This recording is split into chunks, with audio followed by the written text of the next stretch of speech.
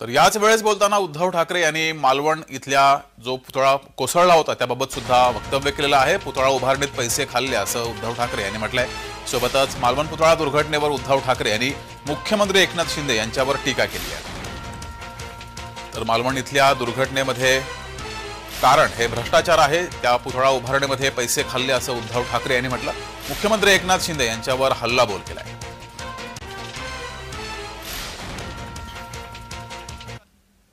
एक वर्ष पण पूर्ण झालेलं नाही अजून।